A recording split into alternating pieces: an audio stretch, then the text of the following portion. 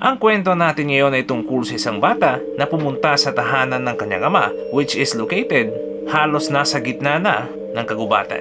Isang araw ang nasabing batang ito ay iniwan lang muna ng kanyang ama sa kanyang bahay dahil meron lang itong gagawing samot-saring bagay na related sa kanyang trabaho. Kaso nga lang pag-uwi na ng ama nitong bata ay hindi na niya nakita ang kanyang anak sa kahit anong sulok ng bahay, pati na rin sa labas nito. At habang hinahanap nila ang nasabing batang ito, ay unti-unti naman nilang nadidiskubre kung ano ang rason, bakit siya nawala, at kung ano talaga ang totoong nangyari sa kanya.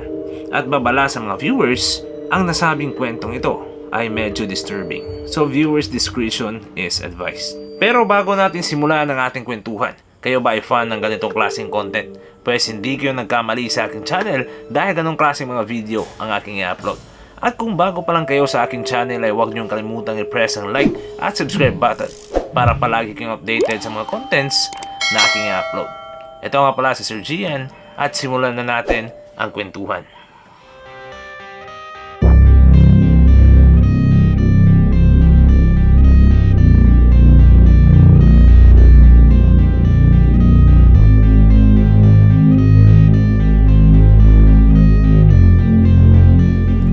Ang batang nasa screen natin ngayon ay si Dylan Redwine.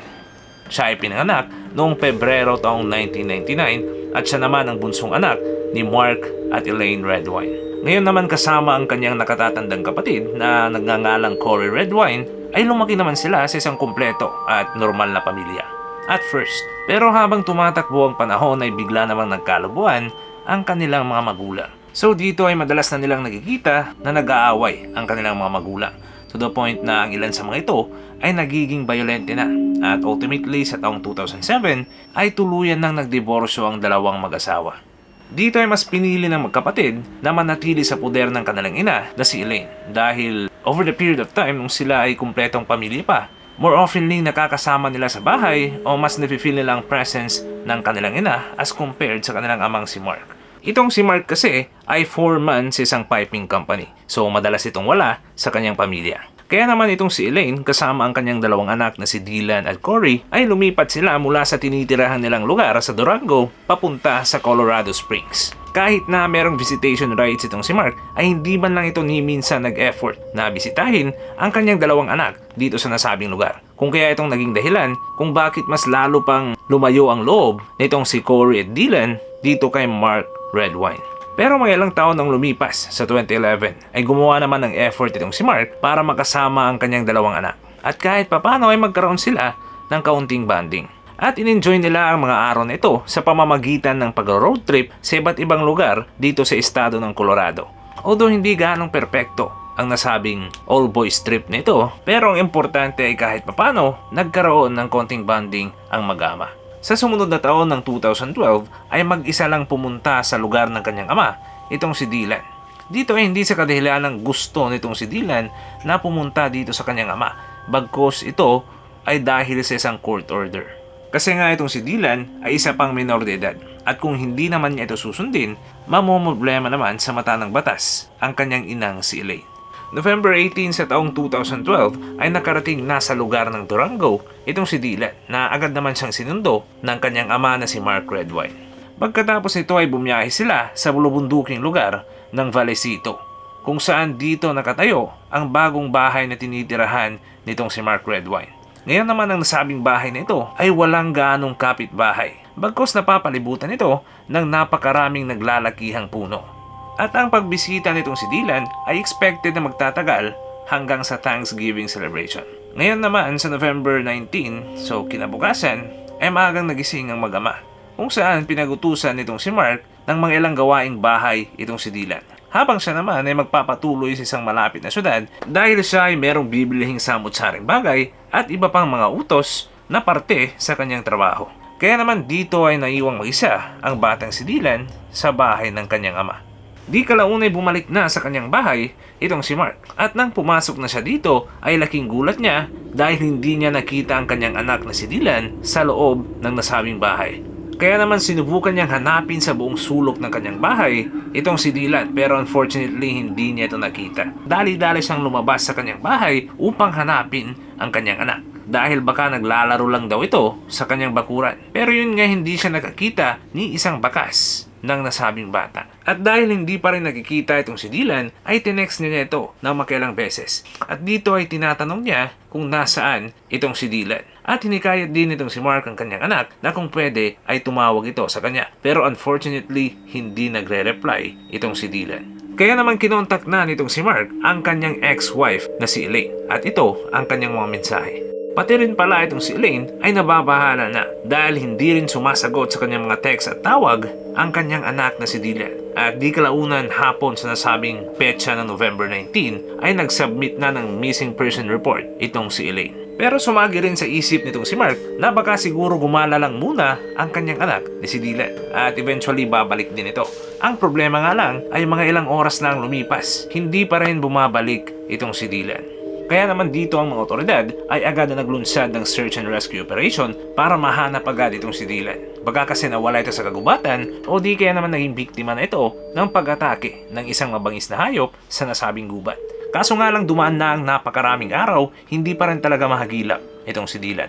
Kung kaya hindi na mapigilan ng kanyang inang si Elaine na mag-isip sa posibilidad na meron na talagang nangyaring masama dito sa kanyang anak. Habang itong si Mark naman ay positibo pa rin na at the end of the day, makakauwi ng buhay at ligtas ang kanyang anak. Habang tumatagal naman ang kaso nitong si Dylan Redwine ay mas lalong nagiging kontrobersyal ito. To the point na nakuha na nito ang atensyon ng buong mainstream media dito sa USA. At dito ay nagiging headlines na ng mga balita sa taong 2012 at 2013 ang kaso ng nasabing nawawalang bata. At habang tumatagal ang nasabing kaso nitong si Dylan, ay ganoon na rin naman ang paglobo ng suspetsa nitong si Elaine sa kanyang dating asawa na si Mark Redwine. Dahil kung ating titingnan, itong si Mark lang ang pinakahuling nakasama nitong si Dylan sa nasabing araw ng November 19. At dahil nga kumalat na sa buong bansa ng Estados Unidos ang nasabing balitang ito, ay mas lalong dumami pa ang mga otoridad, pati na rin ang mga volunteers na gustong tumulong sa paghanap dito kay Dylan. Ang ibang mga volunteers ay nag-distribute ng flyers nitong si Dylan habang ang iba naman ay sinusuyod ang nasabing kagubatan para mahanap itong si Dylan. Ang mga otoridad naman ay gumamit na ng ilang helicopters upang suyurin ang buong lugar, lalong-lalo na ang mga kagubatan nito, pati ang mga karating lugar. At dito ay nakataon na rin sa paghanap ang ina nitong si Dylan na si Elaine at ang kanyang nakatatandang kapatid na si Corey Redwine. Sa una ay nakala ng mga volunteers at ng mga otoridad na isa lang itong simpleng kaso ng pagkawala. Pero dahil nga ilang linggo nang nawawala itong si Dylan, na wala pa rin nakikitang bakas ng nasabing bata, ang nasabing kaso ng pagkawala ay niroll out. At ito na ngayon ay naging isang criminal investigation. At para sa kanila ay meron na talagang nangyaring foul play dito sa nasabing kaso. May napansin lang namang kakaiba itong si Elaine at Corey dito kay Mark Redwine. Dahil nga abala ang karamihan sa paghanap dito kay Dylan, ay nakita nila itong si Mark na paupo-upo lang sa kanyang sofa habang nanonood ito ng telebisyon. Which is not normal sa isang magulang considering na nawawala ang iyong anak ng mga ilang linggo na at may posibilidad pa na wala na itong buhay o may nangyari ng masama dito. Kaya naman dito ay mas dumarami pa ang mga taong ibinabalin ng kanilang hinala dito kay Mark. Dahil napapansin din nila na parang relax lang ito despite sa nangyari na pagkawala dito sa kanyang anak na si Dylan. Palagi na siyang nasa mata ng publiko to the point na pinuntahan na siya ng media para ma-interview kung ano ba ang kanyang masasabi dito sa mga akusasyon na ibinabato sa kanya. Pero kalmado namang pinabulaanan o dinipensahan nitong si Mark Redwine ang kanyang sarili dito sa nasabing interview. May time pa nga sa interview na parang nagiging emosyonal na itong si Mark dahil grabing kalungkutan at pag-aalala din ang kanyang nararamdaman na katulad ng iba. Pero ang nasabing interview na ito ay hindi pumigil sa mga otoridad upang maimbestigahan itong si Mark Redwine pati na rin ang kanyang mga ari-arian. Dito ay nirespeto naman ni Mark ang desisyon ng mga otoridad at agad nitong pinayagan na maimbestigahan ang kanyang mga properties, partikular na dito ang kanyang bahay at sasakyan. Dito naman tayo sa paghahanap kay Dylan Redwine. Dahil natapos na lang ang taon ng 2012, hindi pa rin nila ito nakikita. Isang bakas ng kanyang damit na sinuot o di kaya naman mga foot trails ay wala din silang na-recover. At dahil dito ang mga ilang linggong paghanap ay nauwi na sa ilang buwan. At sabi ko pa nga habang tumatagal ang paghanap dito kay Dylan ay mas lalong lumalaki din ang hinala nitong si Elaine at Corey. Which is itong ex-wife nitong si Mark na si Elaine at ang kanyang anak na si Corey at pati na rin itong si Mark ay nagkita sa isang programa na kung tawagin ay Dr. Phil. Ang pagkikita ng dalawang panig sa nasabing programa ay naging mainit at tensyonado. Lalong-lalo na dahil kumbinsido at malakas ang paniniwala ng mag-ina na talagang may kinalaman nitong si Mark Redwine sa pagkawala nitong si Dylan. At sinasabi din nila na posibleng may ginawa itong napakasama dito sa bata. Pero mariin namang itinatanggi nitong si Mark ang mga akusasyon o mga paratang na ibinabato laban sa kanya. Dahil nga wala siyang kalabalam kung anong nangyari kay Dylan at para sa kanya, siya ay inosente. Umabot pa nga ito sa point na handa siyang sumalat sa isang polygraph test or sabihin na nating lie detector test para mapatunayan na siya ay nagsasabi ng totoo. Kaso yun nga nung gagawin na ang nasabing polygraph testing ay hindi ito natuloy. Ito ay dahil sa rason nitong si Mark na hindi daw maganda ang kanyang pakiramdam due to some health reasons. O talagang nagbago lang ang kanyang isip. Hindi natin alam. Dahil dito ay mas lalo pang tumindi ang hinala ng halos lahat ng tao dito kay Mark Redwine dahil sa kanyang kakaiba at kahina-hinalang ikinikilos. Pero hindi rin naman agad siya itinuring na primary suspect sa nasabing krimen dahil still ongoing pa rin ang investigation. Pero not until sa June 27 ng taong 2013. So ito ay mga 7 buwan mula nang mawala itong si Dylan Redwine. Dito isang grupo ng mga volunteers ay unfortunately nagkakita ng mga parte na lang nitong si Dylan Redwine. Most especially dito ay ang mga buto nitong si Dylan sa kanyang iba't ibang bahagi ng katawan, pati na rin ang kanyang mga kasuotan. Pero dito sa nasabing labi ay hindi nila nakita ang bungo. So logically speaking sa mga nasabing labi ay hindi dito nakita ang ulo. Pero ang pagkakatuklas nito ay ang nagbigay daan para mas mabigyang linaw pa kung ano ba talaga ang nangyari dito kay Dylan Redwine. Ang mga labi nitong si Dylan ay nadiskubre mga 12 kilometers lang ang layo mula sa bahay nitong si Mark. Nang malaman nito ng lahat and of course nila Elaine, ay grabe ang kanilang paghihinagpis. Pero although wala na itong si Dylan, ay muli namang nabuhay ang kanilang pag-asa na di kalaunay makakamit din nila ang hustisya. Considering na ang pagkakatuklas sa kanyang labi ay isa ng napakalaking lead sa kaso ng pagpaslang dito kay Dylan Redwine. Nang malaman din itong si Mark ang balitang ito, ay nalungkot din naman siya. Actually na nag-usap sila ng kanyang isang anak sa isa pa niyang ex-wife, sinabi nitong si Mark na talagang kakilakilabot ang nangyari sa kanyang anak. Pero nagbitaw din ito ng medyo weird na salita. Sinabi nito, shit happens. Ibig sabihin pa dito sa atin, sa aking pagkakaintindi ay ganyan talaga ang buhay, may kamalasang dumadating, etc. Parang hindi naman yata yung normal na sabihin, especially sa ganong sitwasyon. Pero regardless, magpatuloy na tayo sa ating kwento. At nang tinanong na itong si Mark about sa kanyang opinion kung anong nangyari dito kay Dylan, ay para sa kanya isa itong wild animal attack or sabihin na nating bear attack. Dahil lang iniwan niya itong si Dylan ay nasa bahay lang ito at in theory dito kay Mark ay para sa kanya baka siguro lumabas itong si Dylan sa bahay, pumasyal sa kakahuyan at dito nitake ng oso. Habang si Elaine, kanyang anak ni si Corey at karamihan pa ng mga tao ay mas lumakas ang paninindigan na meron talagang kinalaman itong si Mark Redwine sa pagpaslang dito kay Dylan Redwine. Sa taon din ito ay hindi rin naman agad ginawang primary suspect itong si Mark Redwine bagkos isa lang siyang person of interest. At ang nasabing kasong ito ay naging isang homicide case na. Ngayon naman nang sinuri na ng mga eksperto ang buto nitong si Dylan ay napansin nila ito na wala namang sign ng trauma. Kaso ang pinagtataka lang nila bakit wala sa mga labi ang bungo nitong si Dylan. Dito ay mag-fast forward na tayo sa taong 2015 in which ito na ang pangatlong taon magmula nang mawala itong si Dylan at as well as sa masinsinang investigasyon dito sa kanyang kaso. Sa taon lang naman ito ay nadiskubre na ang bungo nitong si Dylan. At kung sa naunang mga labi ay nadiskubre ng mga eksperto na wala namang trauma, dito naman sa bungo ni Dylan ay iba ang usapan. Dahil may nakita lang naman na dalawang senyales ng blunt force trauma. Dahil dito ay mahigpit ng minamanmanan ng mga kapulisan itong si Mark Redwine na patuloy namang itinatanggi ang kanyang kinalaman sa nasabing krimen dahil di niya magagawang paslangin ang kanyang sariling anak na para sa kanya ay mahal na mahal niya. Although meron ng mga lead ang mga otoridad sa nasabing taon ng 2015, still hindi pa rin sila sigurado kung ano o sino talaga ang may gawa ng krimen. At ito ay nagpatuloy hanggang sa taon ng 2016 kung saan wala pa silang nahuhuling suspect. Pero buwan ng Hulyo sa sumunod na taon ng 2017 ay nakalikom na ng sapat na ebidensya ang mga otoridad.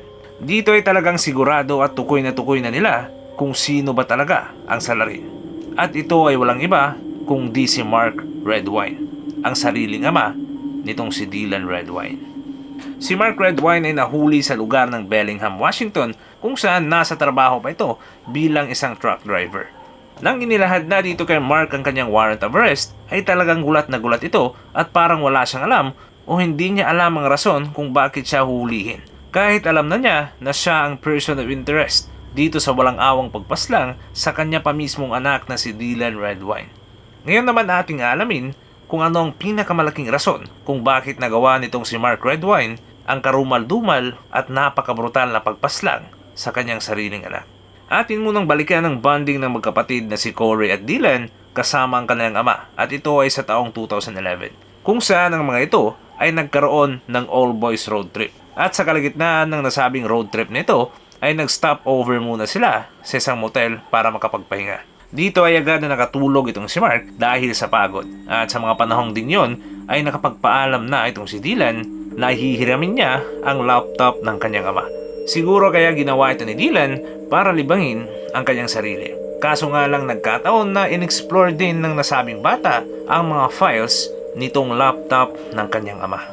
Sa nasabing pag-explore nitong si Dylan sa files ng kanyang ama ay it happens to be na nadiskubre na niya ang pinakatinatagong file o sabihin na natin ang secret file ng kanyang amang si Mark Redwine. Pagbukas ng bata sa nasabing secret file ay talagang hindi siya makapaniwala as well as nandiri talaga ito sa kanyang mga nakita.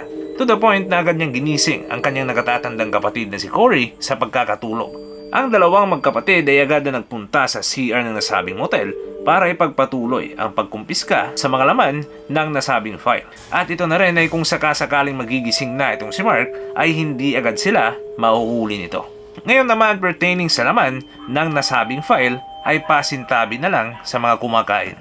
Nakita lang naman ng dalawang magkapatid ang mga larawan nitong si Mark kung saan siya ay nakasuot ng wig, naka-makeup as well as nakasuot din ng damit pambabae. Pero hindi lang yan nagtatapos sa ganong konteksto.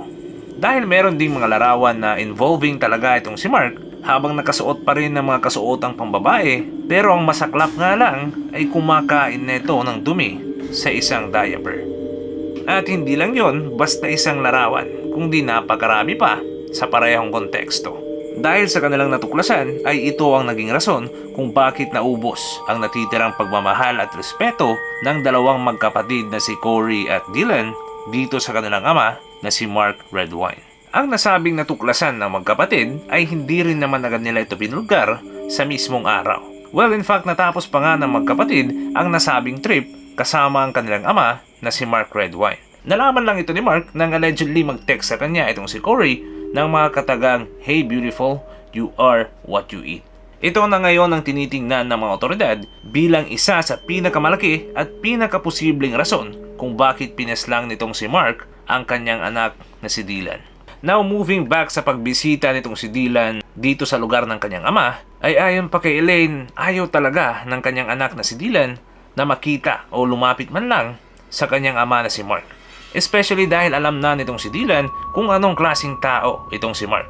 At kung si Elaine din naman ang papapiliin ay hindi rin niya gustong papuntahin sa poder ng kanyang ama ang kanyang bunsong anak na si Dylan. Pero dahil nga ang pagbisitang ito ay utos na ng hukuman ay walang magagawa si Elaine kung di sumunod.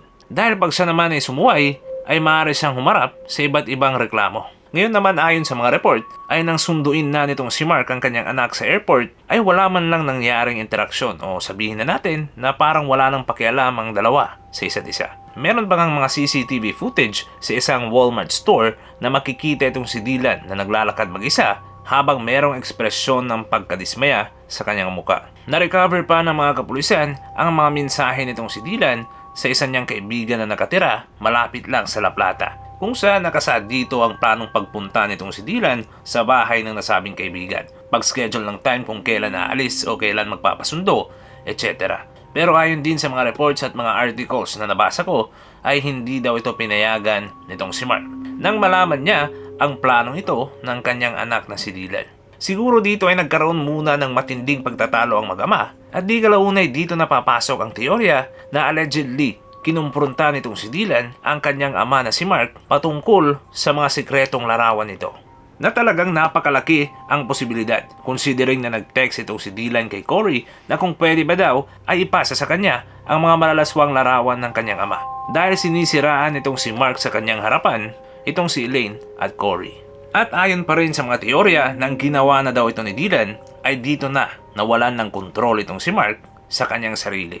Ito na rin ay marahil sa magkahalong galit, kahiyan, insulto, at kung ano-ano pang bagay na naglalaro na sa kanyang isipan. At ito na ang pinakamalaking rason kung bakit niya napaslang ang kanyang anak na si Dylan. Ayon pa sa mga forensic expert ay nakakita rin sila ng fracture sa itaas na bahagi ng eye socket nitong si Dylan. At ang nakita namang dalawang trauma sa itaas na bahagi din ng bungo nitong si Dylan ay pinsala daw na naidulot ng isang matalas na bagay. At napakalaki ng posibilidad na kutsilyo ang kinamit na armas upang i-inflict ang nasabing damage nito. At ayon din sa investigasyon ng mga pinsalang ito ay ang naging sanhi ng pagkamatay ng batang si Dylan. So kung ating iisipin ay talagang napakabrutal ng ginawa nitong si Mark dito sa kanyang sariling anak. Dahil ang posibilidad lang dito ay hinampas niya ng napakatigas na bagay ang nasabing bata at pinaundayan pa ito ng saksak dito pa mismo sa ulo nitong si Dylan.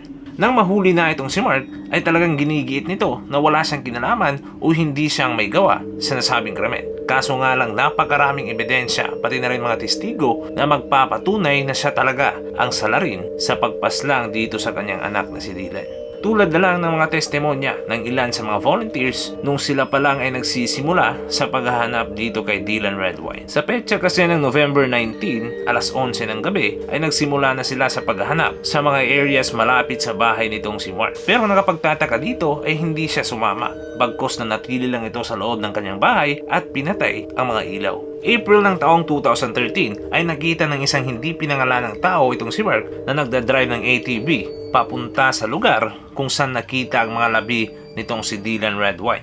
At ito ay walang iba kundi ang lugar ng Middle Mountain Road. Kung coincidence lang ang nangyari, ano naman kaya ang ginagawa nitong si Mark sa nasabing lugar ng Middle Mountain Road? At ito pa ang isa sa pinakamalakas na ebidensya laban dito kay Mark Redwine. Dahil kung ating babalikan ay pinahintulutan nitong si Mark na magkumpiska ang mga kapulisan sa lahat ng kanyang mga ari-arian. Kasali na dito ang bahay, ang land area malapit sa kanyang bahay, pati na rin ang kanyang sasakyan at kung ano pa. Dahil it turns out na may nadiskubre lang naman ang K9 units o sabihin na nating cadaver dogs or bloodhounds ng mga kapulisan. At ito ay walang iba kundi ang iba't ibang marka ng dugo dito sa living room, sa damit na ginamit nitong si Mark na nadiskubre na nasa loob ng washing machine. At ang panghuli naman ay sa sasakyan nito. At ang nasabing mga marka ng dugong ito ay galing kay Dylan Redwine. Pero depensa naman itong si Mark pati na rin ng kanyang bagong nobya ay sa mga ilang beses na pagbisita nitong si Dylan ay may time na nasugatan niya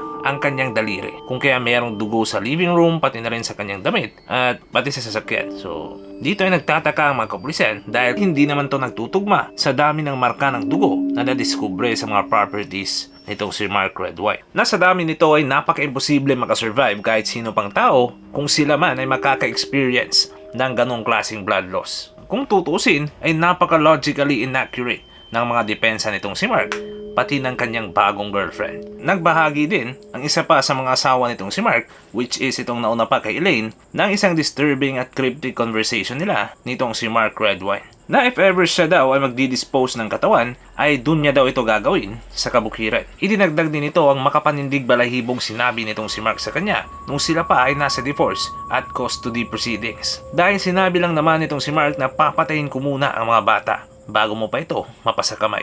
Sa mindset pa lang nitong si Mark Redwine ay mapagtatanto agad natin kung anong klaseng hayop o nilalang ito. Isama na rin natin ang mga litratong nadiskubre ng magkapatid na napaka-inappropriate at napaka-disturbing kung ikaw ay isang normal na tao. Sino ba naman ang taong kakain ng dumi sa diaper? Anyways, magpatuloy na tayo sa ating kwentuhan. Sa taon ng 2021, so matagal muna bago mahatulan nitong si Mark dahil kasali na rin dito ang problema ng COVID pandemic. So yun nga sa nasabing taon ay tuluyan ng nahatulan ng guilty itong si Mark Redwine sa kasong second degree murder at child abuse. At siya ay napatawan ng 48 years na pagkakakulong. Nag-iwan din sa kanya ng mensahe ang hukom na nagbigay sa kanya ng hatol. Sabi pa nito, bilang isang ama ay obligasyon niya na protektahan ang kanyang mga anak sa mga peligrong darating sa kanilang buhay. Pero instead sinaktan niya ito to the point na napatay niya ang kanyang anak sa loob pa mismo ng kanyang tahanan. Sa nakamit na hustisyang ito ay kahit papano'y nabunutan ng tinik ang mga mahal sa buhay nitong si Dylan Redwine, lalong-lalo na itong si Elaine at ang kapatid nito na si Corey. Kaso nga lang hindi na may babalik ang naudlot na buhay nitong si Dylan Redwine at ang kanyang mga pangarap.